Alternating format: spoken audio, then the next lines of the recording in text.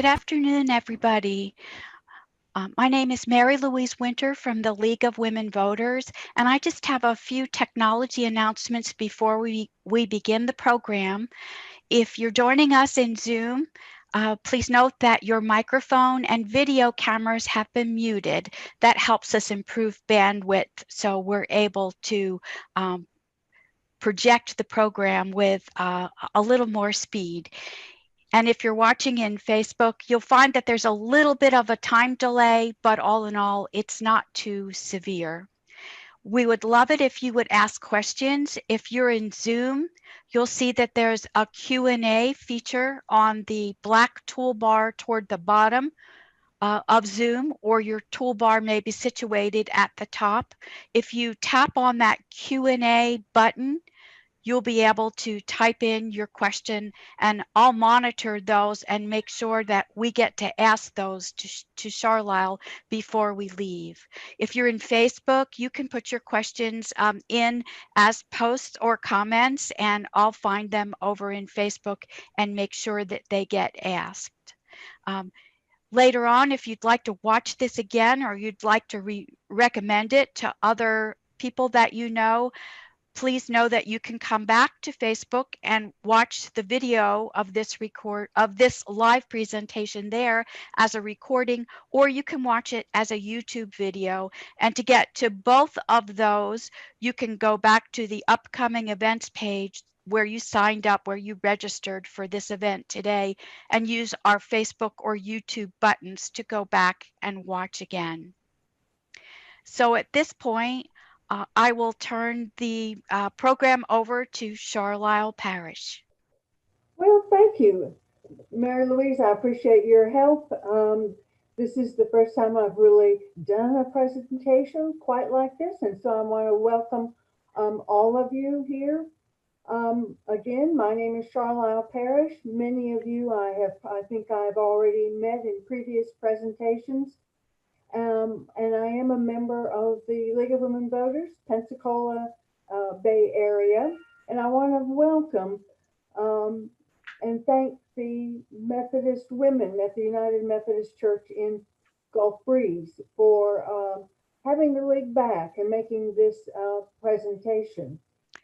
I thought before we started on the actual amendments that I would go over a few things that are on your ballot. Um, some of you may be utilizing the vote by mail or maybe early voting and the day of the election. So I thought maybe I would just take a few minutes about that ballot. First of all, I don't know whether you can see, this is a copy of the sample ballot that I printed off from this supervisor election. And for those who are we are the church is in Santa Rosa County, but also the almost identical ballot will be found in the Escambia, and I even have a sample about that. So what I want to remind you is it's 3 pages. So the first page, and then the second, turn it over, the ballot over, and then you'll have a third page. So don't forget that second page when you are either doing vote by mail or that you're actually at the polls. So that is one thing.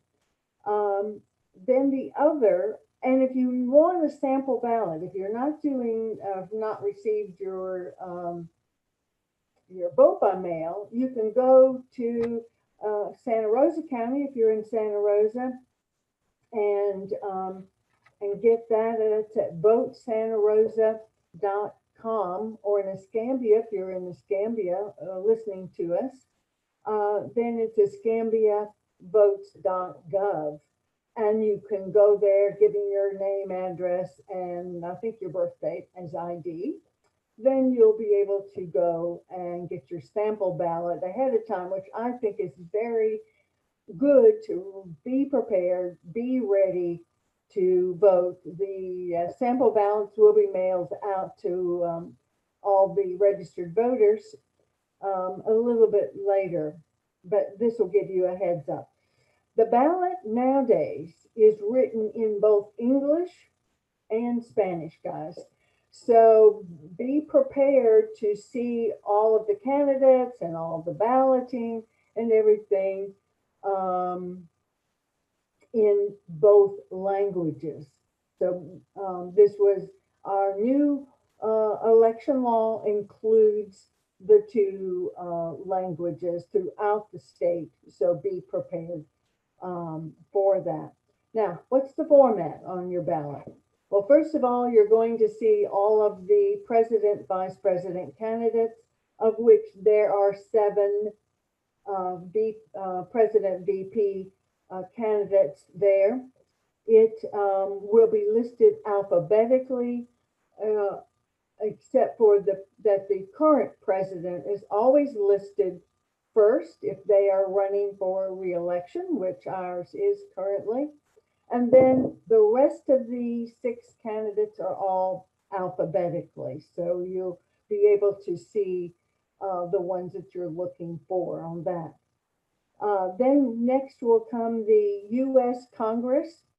And again, there are three candidates there, and they are alphabetical. Then our state senator, then our state representatives. Now, this will be different. The state senator is going to be the same.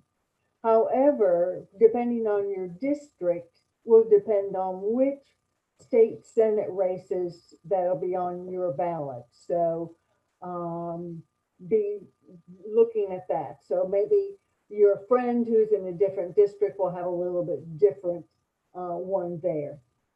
Then after that will be your six um, proposed constitutional amendments. Now, what you're going to notice is that they're going to write those amendments first in English and then in Spanish. Then comes the answer of yes or no. So don't be expecting the yes or no after the English. Just keep on coming down, then the Spanish. And then after we do that, then there'll be different things depending on which county that you're in. For instance, in Santa Rosa, we have put on there whether you want to approve a continuation of the half-cent sales tax. It ends the end of 2021. So we are now in Santa Rosa County being asked to vote on whether we want to continue that or not. And then in Santa Rosa, in Escambia, they have the Children's Trust of Escambia uh, County will be there. It's an authority to levy 1/2 mil ad valorem tax for the next 10 years. But we won't be going into that in today's. And then in Santa Rosa, we have what's called a non-binding referendum. It's not a law, and it has to do with the declaration of our county as a sanctuary for life, and you can vote again, yes or no on that. So look over your ballot carefully. Make sure you know what you're doing. But what I want you to realize, if you get to the poll and you've marked something improperly and you go, oh my gosh, what can I do now? Well, if you're at the polls, you just go over back to where you registered and got your original ballot, and they will uh, they don't tear it up. What's I'm looking for a word. Anyway, they'll send you a second ballot. If you mess up on the second ballot, you can get a third ballot. And but remember, you're only allowed 3 ballots, no matter how you're voting. If you have a vote by mail and you messed it up, didn't mark the right thing, um, you can call and get another one sent to you. But again, that will be delayed. So I want you to be very careful. Look at the ballot carefully. Know where those yeses and no ovals are. Fill them in properly with the red. With the black or blue ink. Now, we highly recommend if you are doing the vote by mail, that if ballot, um, that you send it right back. Get it in early, like soon, like now would be great. You can, however, not, and in Santa Rosa, it'll cost you 70 cents to mail it back. As an option, you can go and drop it off at the early voting sites. Um, and what's neat about that is once you walk in there, and they look at your ballot, I mean, they're not looking at your ballot, they're looking at the envelope.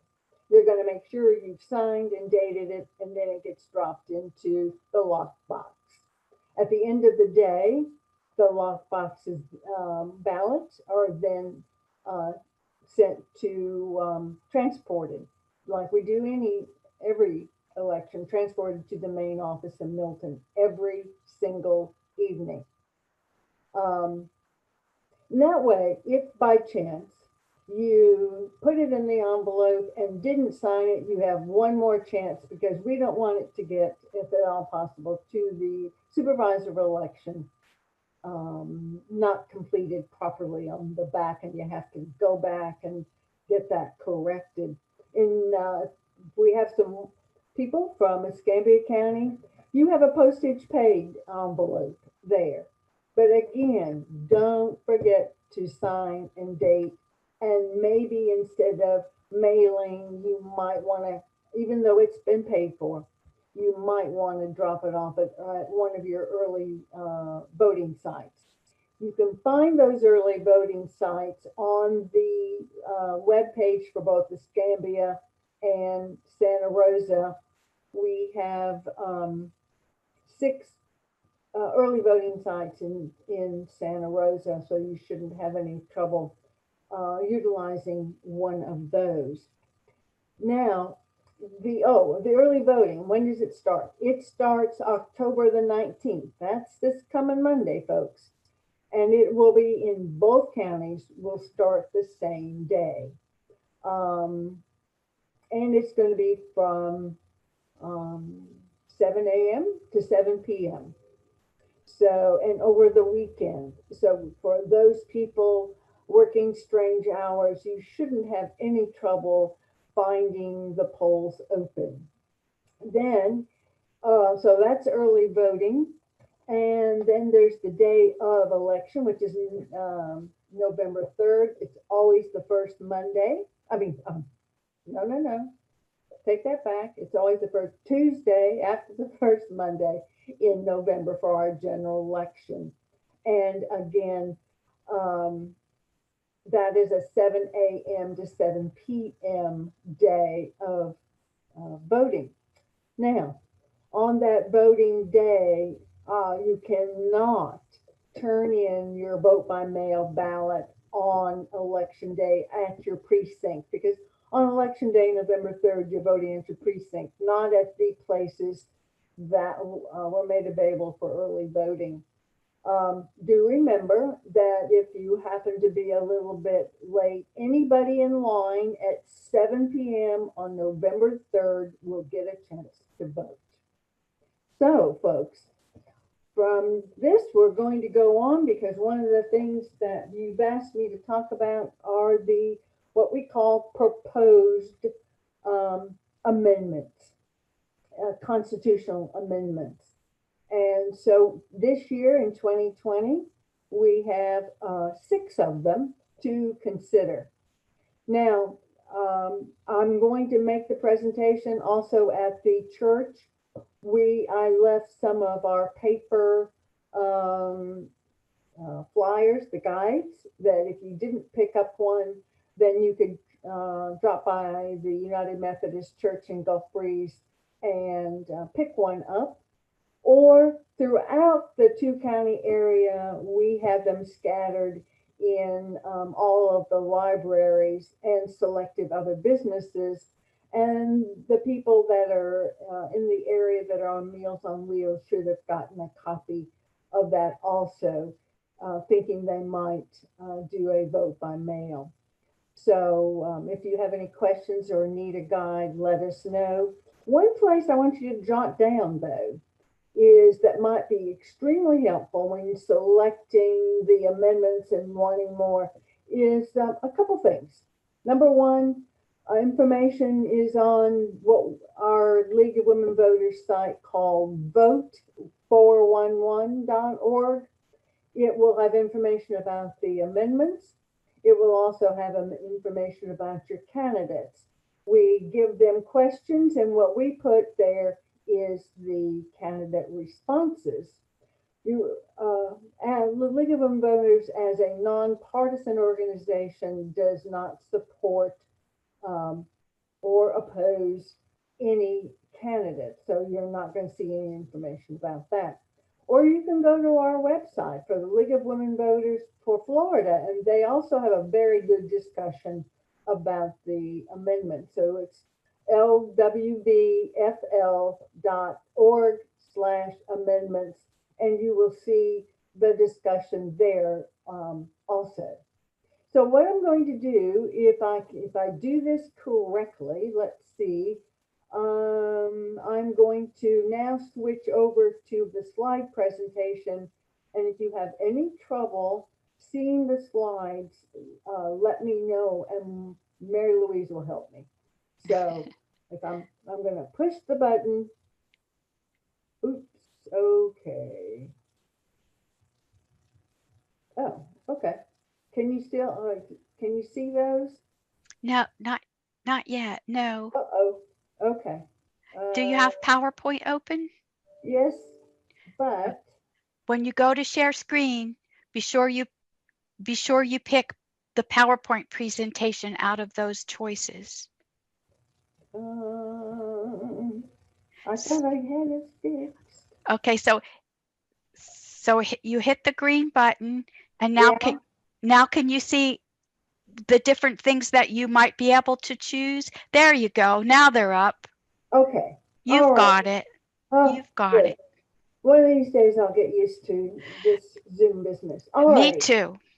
Okay, folks. Again, there is that section on the bottom of your screen for the Q&A that as we go through, if you will kindly drop me a little note there, Mary Louise will let me know what questions we still need to answer for you, and I would be delighted to do that or send you an email, whatever works for you. So the amendments, we have 6 amendments plus the referendums on our ballot. And the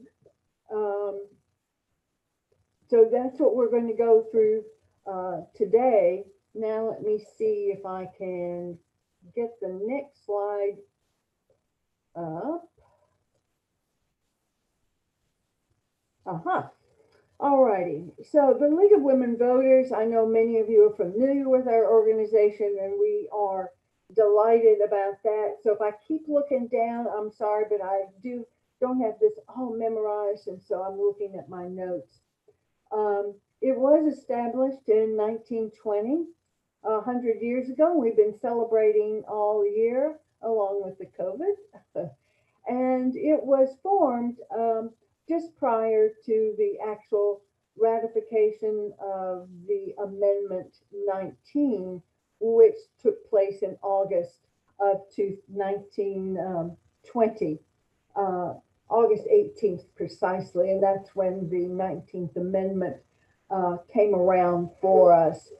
What we do is that even though we are a League of Women Voters, which is how we originally were named and decided to keep that name, we do have many, many gentlemen as members and participating even in some of our board members and very active in our mission for the League of Women Voters. In the state of Florida, we have 29 leagues scattered throughout the state, very active in a variety of projects, in addition to voter registration, which is our key project, as you probably know. The league is definitely nonpartisan. We do a lot of research, we educate, and we advocate. So all of this is going on. So with the trying to help the general public and the citizens about government, about voting, registration, and so forth. And may I also give you an invitation to join our organization? We would love to have you as a member of the League of Women Voters and participate in some of our activities that we do. Like I said, educating, and then we do take positions on different policy issues, but only after we've studied it, the issue, and we have a consensus. So from that point of view, you might say that yes, we are political, but we don't advocate or we don't support any particular individuals. Now, a couple other things. The Floridians typically only vote every 2 years, which is except for maybe a special election, and sometimes that's just a local election. We do have some term limits in our state. The governor is allowed 2 4-year terms, as well as the state senators. The state House of Representatives, they are 4 2-year terms. And our legislature does meet every year. And this year, the legislation opens up on March the 2nd and goes till April the 30th. So you might want to mark your calendar then, be aware of that. Also, you might even want an opportunity while they're in session to go over and meet with your particular state senator or House of Representatives. So let's see here. The Florida Constitution has a variety of rules about how we add amendments to the Constitution. Oops, I'm going to get one thing here. Here is my book on the United States Constitution. And when I look at it, at the very end of the basic Constitution is where we have delineated all of the amendments. So that's our federal.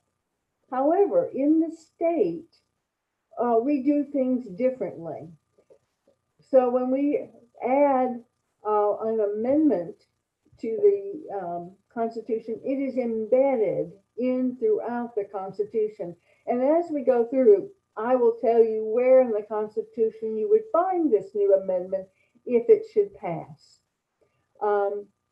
So, um, and so therefore, every year you're going to have the amendments are going to be numbered 1, 2, 3, 4, 5, and so forth. Remembering back in 2018, we had 12. So therefore, in 2018, we also had an amendment 4, as you're going to see in a little bit. We're going to. So we had amendment 4 that had to deal with our returning felons and their right to vote. This year, we also have amendment number 4, and we'll discuss that in a little bit. In order for an amendment to actually get into the Constitution, it does take 60% of the voting public to pass to get in. So that it's not just how many people are in the state, it's the people that are voting. 60% of them have to say yay to get in or nay. Nope, that's not what we want to happen. So who can propose amendments? Well, the first thing is that we can have what we call a citizen initiative. And these are frequently groups or packs of people that say, this is important to us as citizens. We feel we need to put this in here for everybody to follow. So they can do that. And you will notice of the 6 we have today, 4 of them are citizen initiatives, and 2 of them have been proposed by the legislature. So that's two, citizen initiative legislature, which probably happens the most often. And then we have the Constitutional Revision Commission. Now, they meet every 20 years to kind of go through the Constitution and say, hey, does this still apply? Is this still a good thing? Or do we need to have some new or some revised wording or whatever? In addition to that, an amendment can be proposed by the Taxation and Budget Reform Commission. And lastly, there can even be convened a constitutional convention. This happens extremely rarely. So that's not the common way that our Constitution is amended. So I will proceed, and we'll go into now into the amendments, and I'll do my best to explain the amendment and who supports them as I can. Um, and that's another reason why I want you to read your ballot carefully and maybe use some other resources than just today. Okay, so Amendment 1, as you can see, it's originated by, considered a citizen initiative, excuse me, and sponsored by a group called Florida Citizen Voters. There was a group that decided that what we needed is basically changing a word in our Constitution. Currently replaces the phrase every citizen of the United States with only a citizen of the United States. Now, recently, Arizona and North Dakota has also done this. Um, where the rationale is a little bit unclear as to why they decided to do this. There is no functional or financial impact on the elections because the U.S. citizenship is required for currently to vote and it's already in our Constitution. So this is just a verbiage change from every to only in our Constitution. Uh, so what we have here is if you vote yes on this particular one, and if you wanted to get more detail, you would find that this amendment changes Article 6, Section 2 from every to only. So that'll have to go be changed. And so it's a little bit strange.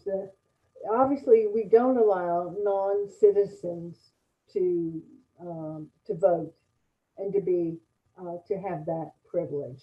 But a yes vote would change the verbiage from every to only. And if you voted no to say, no, I'm okay with that verbiage, then it will stay as it is to say every citizen of the U.S. can vote in Florida. Some people just felt that by saying, I guess, only a citizen, that no, you would definitely prevent non-citizens from voting.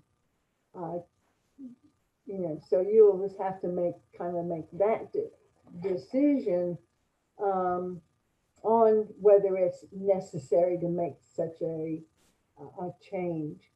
Now, we'll also notice as we go through each amendment that we will tell you who the supporting groups and the opposing groups are.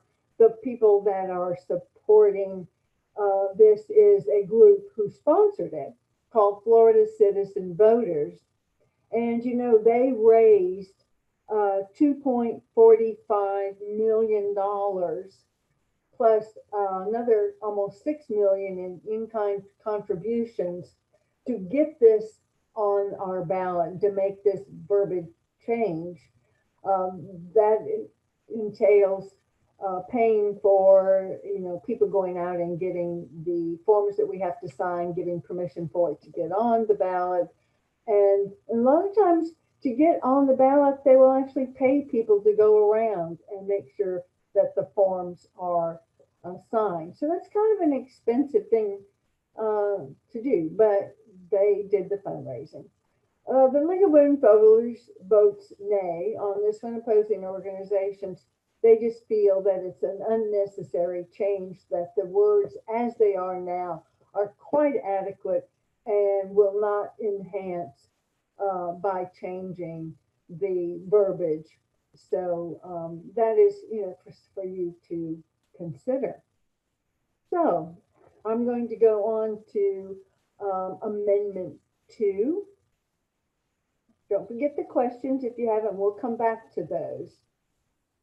Now, Amendment 2 is, again, it has to do with raising Florida's minimum wage.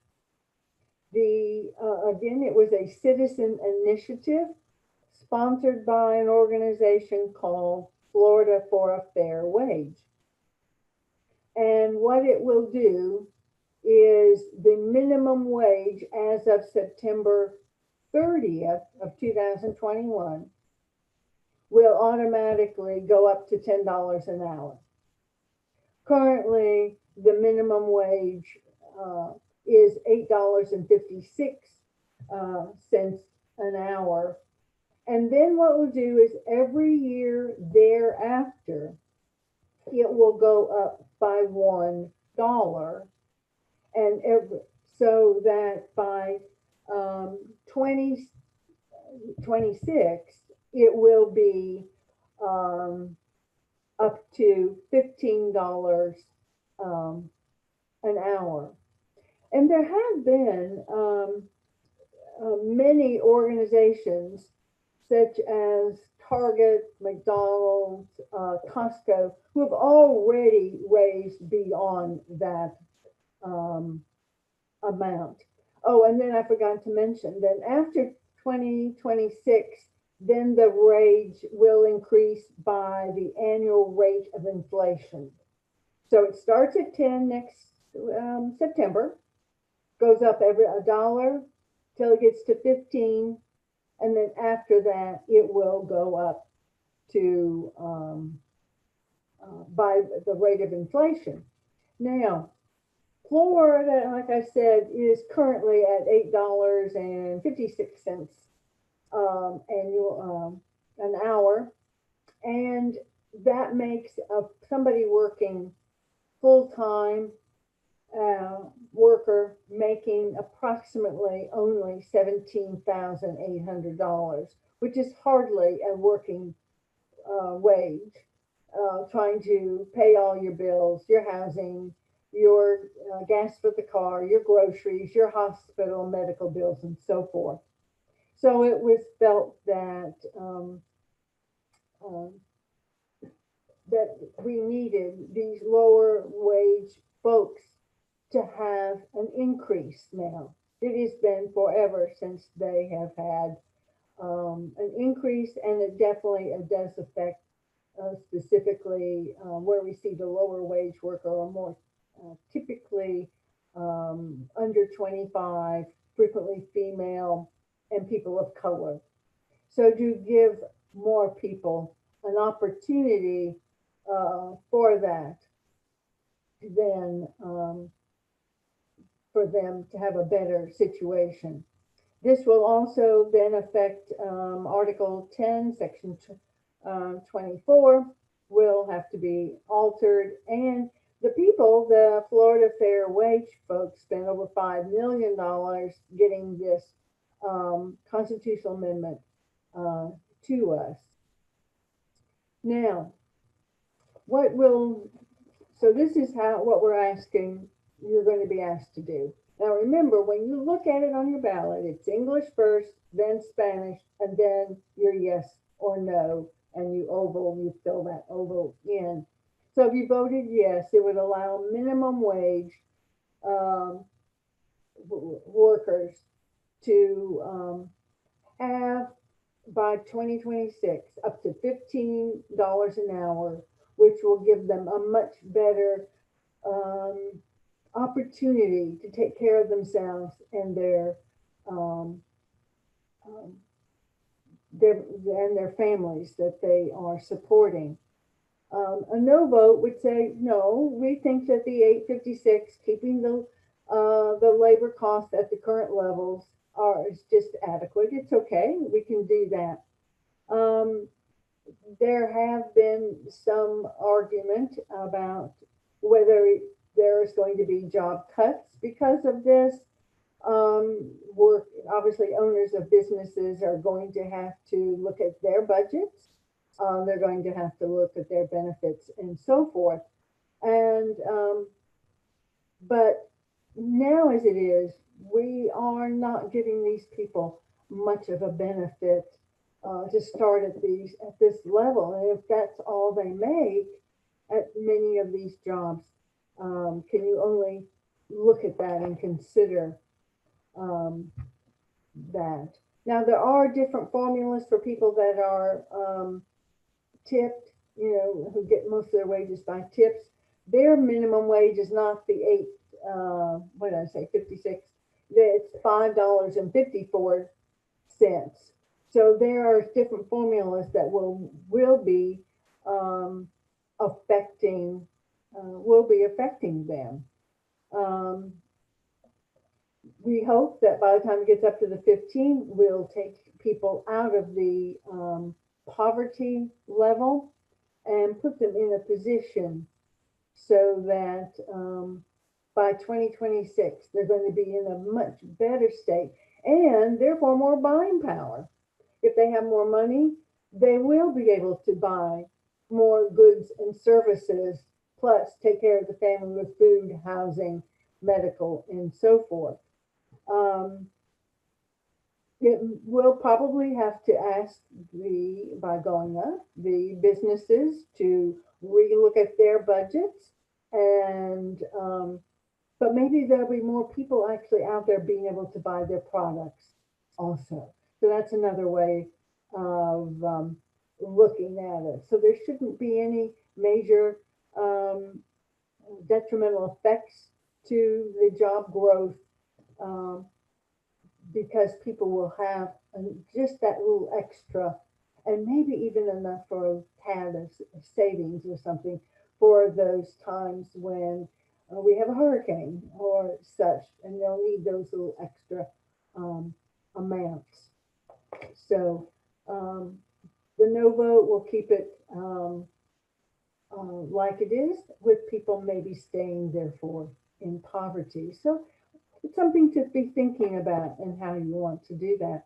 Now, next is oops, the supporting organizations. You can see the League of Women Voters is definitely supporting the increase in the wages, giving those people that little extra nudge and opportunity, and the AFL-CIO being one of them. Those that are opposing are the Florida Chamber of Commerce and the Florida restaurant and the service industry like that are saying, no, we're not going to do, we just can't support that. So we need for you to think about it and know that the League of Women Voters is backing Amendment 2. So let's see if I can get this. Okay, Amendment 3 now. Again, this is a citizen initiative, and it was sponsored by All Voters Vote, Inc. This is kind of a unique situation here.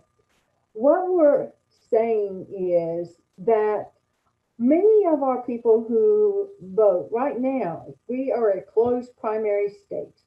You either primarily, we are a two-party government pretty much, and therefore you either have to be a Republican or a Democrat to vote in their party's primary. What we're saying is, for some select positions in our state, we're going to open it up. So we're going from a closed to an open primary for the state legislators, governor, and the elected components of the uh, cabinet. Now, this doesn't do anything, doesn't change the primary at all for the local elections, such as for mayor, commissioners, sheriff, and so forth. That we're not at that level for this, and we're not doing the same thing for the president. That's a national, and this is strictly for the state, where we're going to take from a closed to a primary for these specific um, positions. Now, what happens is in this is that once we have that open primary for those elected positions, the top two vote getters will then go from the primary to the general election, or in this case, it would have been like November 3rd. So that's how that's going to work um, for those people. Now, just FYI, the cabinet, the elected officials that this affects is the Attorney General, the Chief Financial Officer, and the Commissioner of Agriculture. The other part of the cabinet are appointed positions, and they are the Secretary of State and the Commissioner of Education. So, of the five people with the governor, three of the positions are elected um, positions. Um, and they can be listed on the ballot with their party affiliation or not. That is up to the, the individual running. Um, So what will happen is that these people who chose to be NPA or no party affiliation will now have an opportunity to vote, because it's not just the Democrats or the Republicans. It will encompass all registered um, voters. So let's go to the next slide.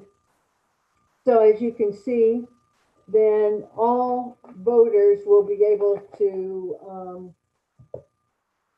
vote in the primary election for those specific people. The rest of the folks on your ballot, such as commissioner, sheriff, or whatever, will be the same closed primary um, um, opportunities there. All voters in the primary election, regardless of the party, for those people will get to vote for them, which is different. Um, we've always been a closed primary state, and now we are going to be a single. All state candidates will be shown on a single primary ballot, and as I understand it, they can either decide to have their party affiliation there or not. But it does open up. Um, Florida is only one of 9 states with a closed partisan party primary. And so in this case, the other ones that are doing this top two, um, California and Nebraska have put that in. There shouldn't be any particular, or it's too hard to determine the financial impact that this particular um, amendment would give us. That is one of the considerations always when looking at the amendments. Is there a big financial burden to the government at any particular level? So again, everybody will be able to vote for these state legislators, governor, and elected cabinet members. And the top two will then go on to the general election um, in November. Um, a lot of the supporters of this uh, feel that a closed primary leads to hyper partisanship, and by doing that, you decrease some of that. It might allow more moderate candidates to be on the ballot. And it's definitely, as you can imagine, will have lots more increase the voter participation for voting, because we'll open it to everybody. The nonpartisan affiliation, the NPAs, as they are on the record, will be able to vote for this.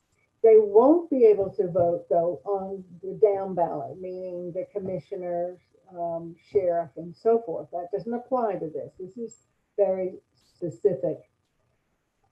Some people feel that by doing this, though, that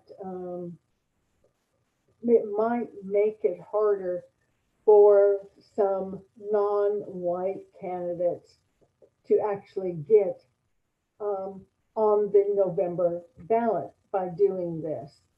Um, so I'm just bringing that up to you. Now, let's go to the next one. So the vote yes would establish a top two open primary for those particular positions in our state, the governor, the state legislators, and the elected cabinet um, members. A no would keep the system as it is, closed. Only a party affiliated person could vote in the primary election. It is possible that if it passes, that you could have two candidates of the same party could be vying for that position in November. Um, but what the other thing that a vote yes would do would be no longer enable an unqualified write-in candidate to trigger a closed primary situation simply by entering the race. And then a no vote would say, no, we're going to keep it just like it is, closed to only people who will do party affiliation, which means the NPAs would not be able to vote. Now, supporting organizations is the sponsoring one. All voters vote is the sponsor, plus the Florida fair and open primaries, and the opposing organizations. Well, if you will see that the League of Women Voters at this point, I know that they have had a lot of discussion and trying to really evaluate this particular situation, because we have always been for open primaries. But after a lot of discussion,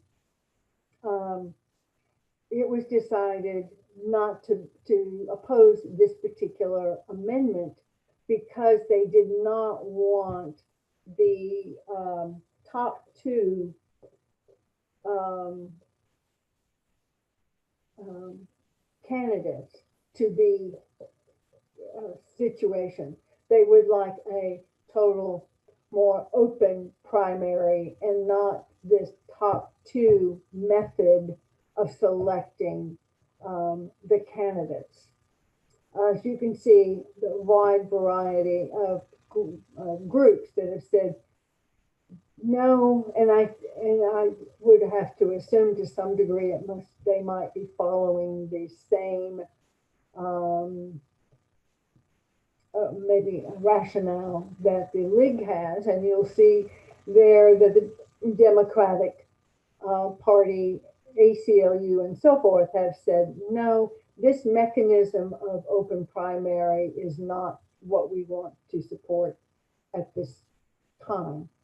So I just open it to you to think about it, decide what you would like, what you think might be fair. It does open it to a much broader base than just party affiliations.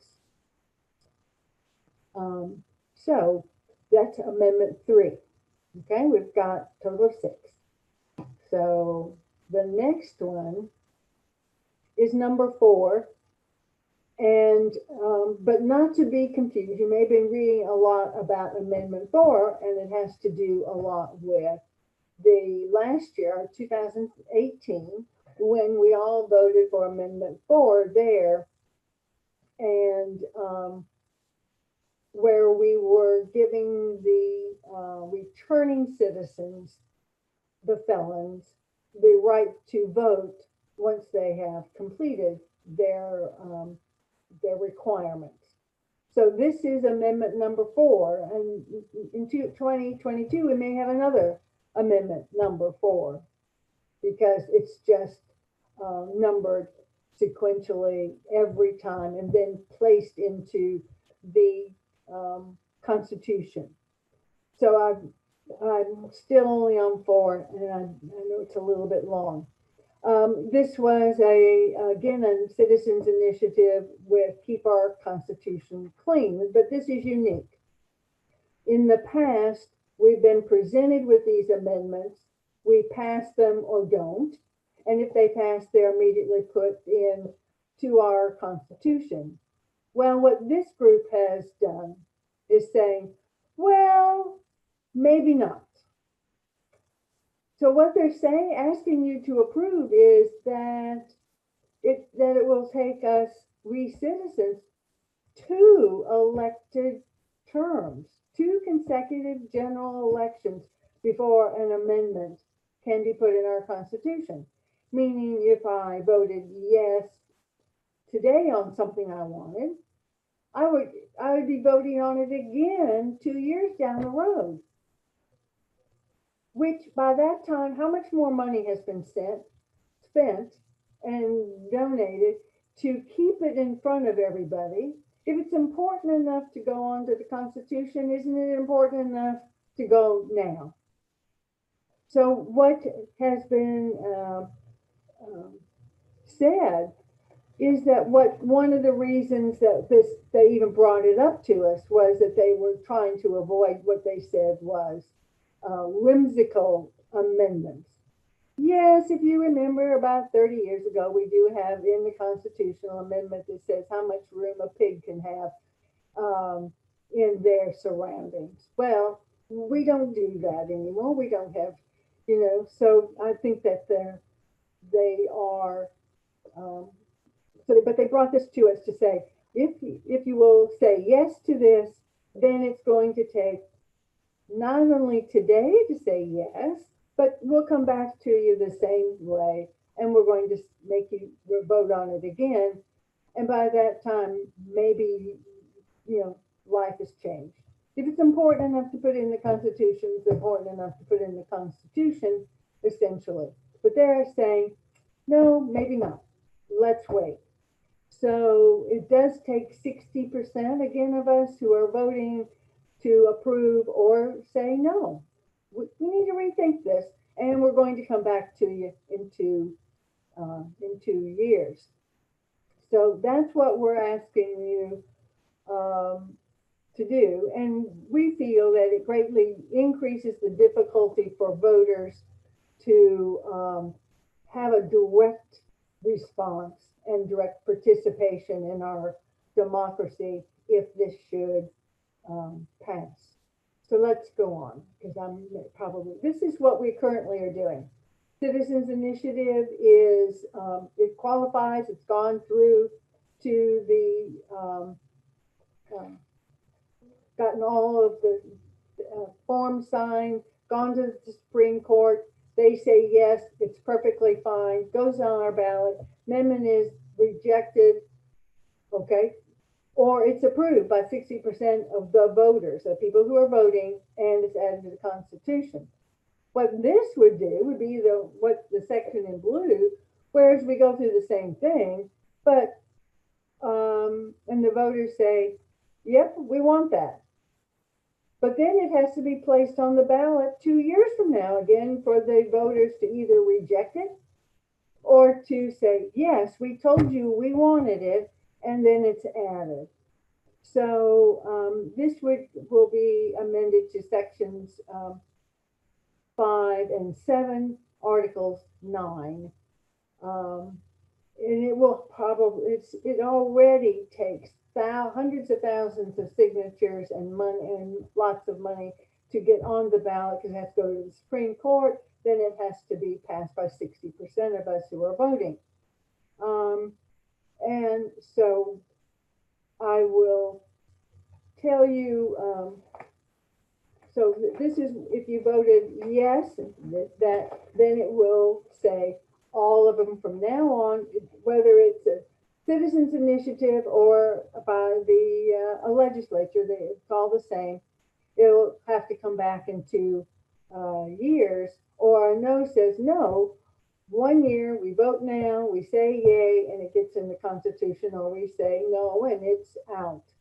So that's what your vote will do here.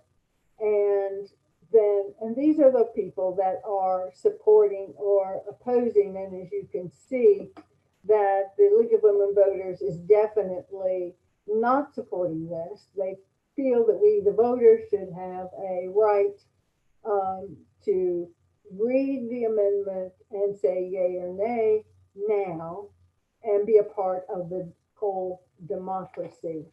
So we are not a supporter of this particular amendment. And then we go into Amendment 5.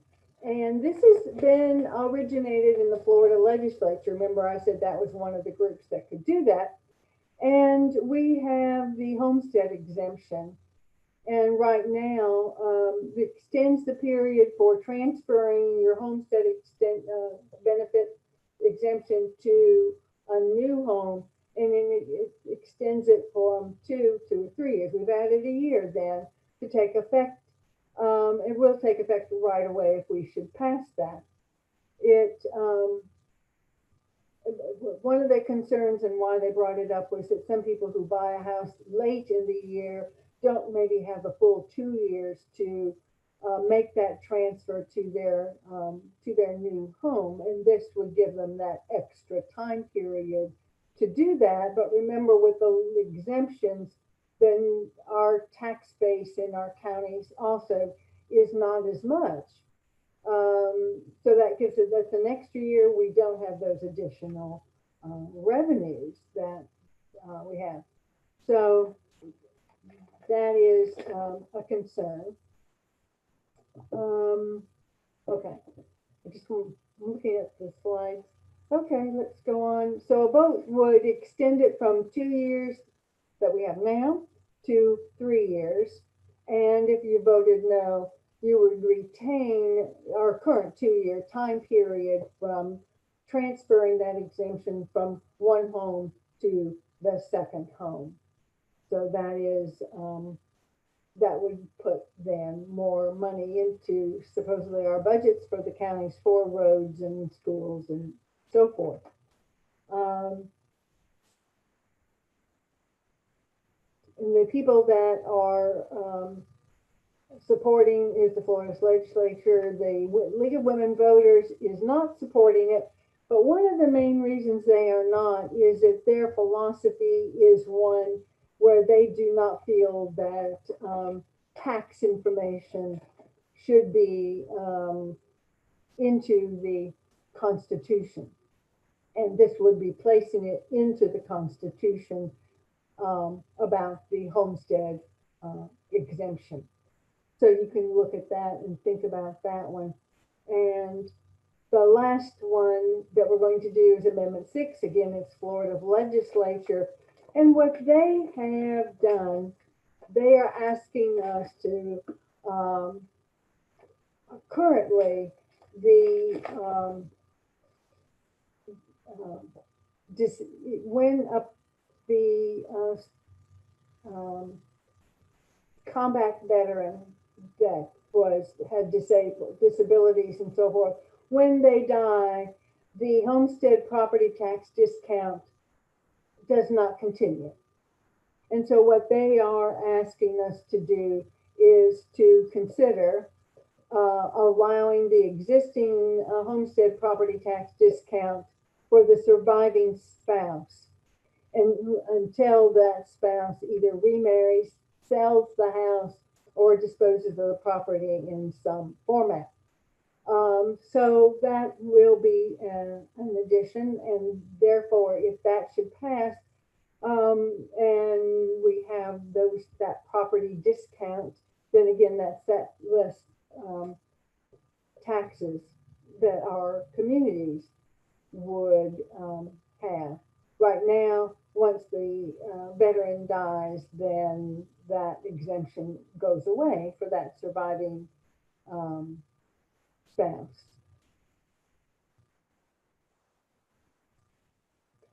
So the yes would extend the homestead property discount, tax discount to the surviving spouse, and a no would say no, um, and that exemption will stay as it is. And in other words, it doesn't go to the surviving spouse upon the death of the combat veteran.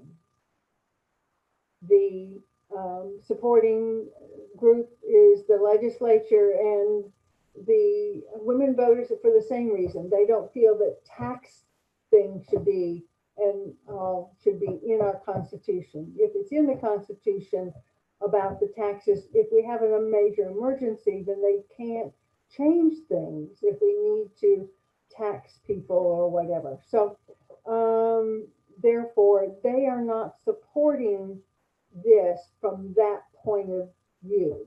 And if you read our website at League of Women Voters, Florida, .org and then /amendments, you will see a detailed thing there, and will explain their position about taxation laws or amendments being in our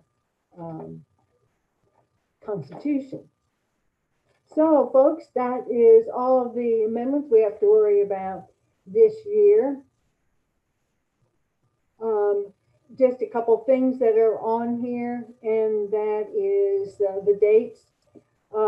The vote request for vote by mail, if you've not done that yet, is October 24th. Make a phone call, get that if you're interested. Then remember, the election is on November 3rd. Early voting starts Monday the 19th through the 30th. And again, that is 7 to 7 throughout both county areas. If you want more information, you can go to the Vote 411. And we've already discussed that.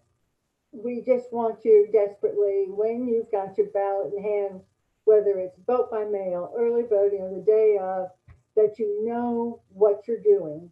Be an informed voter, and maybe utilize the vote411.org to make some of those decisions for you. So, questions. So I'm going to get out of the slide presentation, and I'm going to ask Mary Louise,